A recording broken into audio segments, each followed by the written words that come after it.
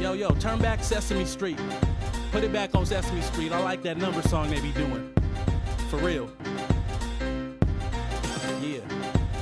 They got a hip-hop version of it now, though. 1, 2, 3, 4, 5, 6, 7, 8, 9, 10, 11, 12. Hey everybody, you're back with Pladovision with Ronnie, and our special guest today is Beto, aka Moon Cricket. And I would like to introduce you to him and let him give you a few words of who he is, and basically, if you could just tell us a little bit about your roots coming up, and you know, how you are connected with us here in the 209.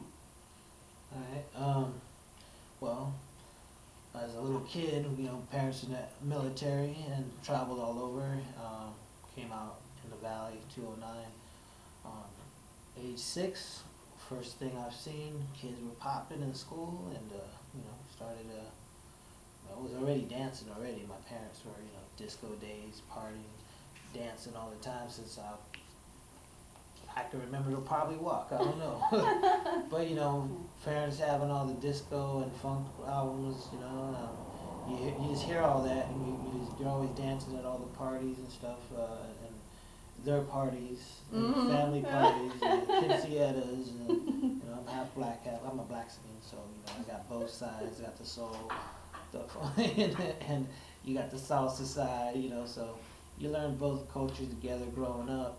And then you learn from what your friends are listening to, what they're listening to when you're in school. So like first grade, second grade, you know, it was like, you know, we're talking about 1980, 81. They were just popping. There was nobody breaking here yet, you know. Even though they were breaking in New York already, but here in the valley, you know, it's only what we see on TV or hear on the radio or what's in the movies. So by the time I saw in 1983. That's Incredible. It's a crew called Dynamic Rockers, and they got on the show the first time. We're like, well, what is this? Recorded it, watched that over and over, tried to break like these guys, and that was 1983. You know, so then 1984, you know, everybody started breaking. Beat Street come out, we all know what it is.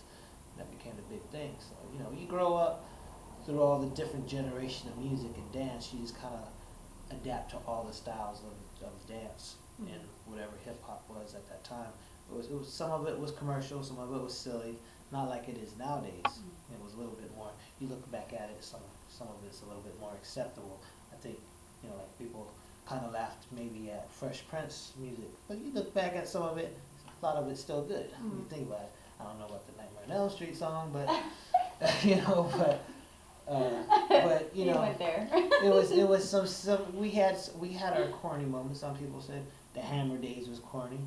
I'll admit I wore the Hammer pants. You know, it's kind of funny that people would say that, oh, people follow the trends. We followed, a lot of us followed the trends. I mean, if we had a high top fade because we were following the trend, that was a trend. We like, you know, you had the polka dot pants, we were following the trend. So we might make fun of some of the modern day music, the hip hop. But a lot of us were doing just the same, and some people were just like, I'll keep it real. They didn't want to change. But sometimes you couldn't help it because you get laughed at. So what was hip-hop to you? You talk about hip-hop being how it was for you growing up through the different music that you had from your parents, and then seeing a change of the music as you grew up. You say hip-hop is different now as it was then, which, yes, I completely agree with you, but what was it to you back then versus what it is to you now? Back then, there was more originality, something that's more fresh and new. People, I mean, you just create your own place. I mean, you respect how the artists, how they came up and how they created it. It wasn't all polished up and created by the studios that are happening now. So there's a difference. You could tell by listening to music back then who was authentic, who was real. Like you listen to Rakim, you know, people, Big Daddy Kane, the way their flow is, you know, just by their storytelling, the stories they talk about, like Harris One, or anyone that's telling the story of how they grew up, even in the Bay Area, you know, Too Short or, you know, Mac Ball, all these guys that tell real stories, you know, it's here. And you hear stuff today, I don't know what you're talking about sometimes, so I'm confused what's going on, and then I just think it's the same to me. You thinking it's the same artist, and I find out it's not the same artist. So Mhm. I have a hard time listening to some. I listen to new underground artists, but I still listen to current, rap. But stuff on the radio that's a little polished up and Poppy. very candy coated rap, but I just call it hip hop or POP. So I can't really get into it too It much. makes a lot of sense, hip hop, because it's like pop, it's just pop, rap, Yeah. pop. However, they want to put it together and try to mix the genres, whether it works or not. But Yeah. it is what it is, and it's moving in that direction. Yeah, and it's like funny because when we were young, we would say, "Oh, we'll never be like our parents that listen to all." They just listen to old school. But now that we're the age our parents were when we were young, like I do the same thing. We Now. wanna listen I'm to just some old school. I'm just listening to old school. Mhm. I was like, damn, just like what I said, I'll never be. But you kind of understand them Mhm. because they didn't like to change, Right. and now we're the same way. We're like, well, we don't like change of what happened our generation. So it's just a generation thing. And it's probably going to happen for every generation. No one's going to like the next generation's music. Right, and I think that's the one thing that we need to do, like bringing together, like all generations though. And I think honestly, our generation is one to do that, because we're at that point where we understand our elders and we understand the youth, and we bridge the gap, Yeah. like through all things, like not just music, but you have dance, you have art, you have education, you have, like the youngsters now are just like so grown, doing what we do, following our footsteps, and they're like, we can do that too, and they're going out and looking for mentors. You being like a great mentor in what you do, because you host all kinds of events that bring the youth and like their families out, from the elders to the youth. Can you like talk about that and what inspires you to start having and creating these events? Yeah, so. You're editing this, right? Okay, sorry. So I put together an event called the B-Boy Connection Sunday Street Jams. The B-Boy Connection is based off my film, a documentary.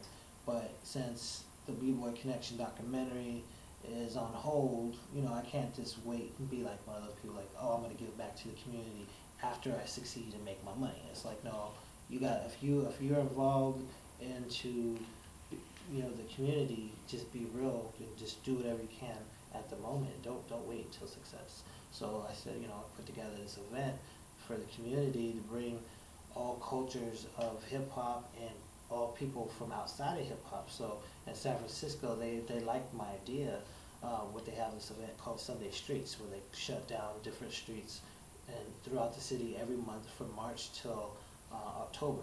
So each month we're in a different location, and it's like the original block parties like in New York. Mm-hmm. Well, that's not what it originally was, it's just that's what I wanted to do. So, because they got, so Embarcadero in March will be shut down from the Giant Stadium all the way to Fisherman's Wharf area.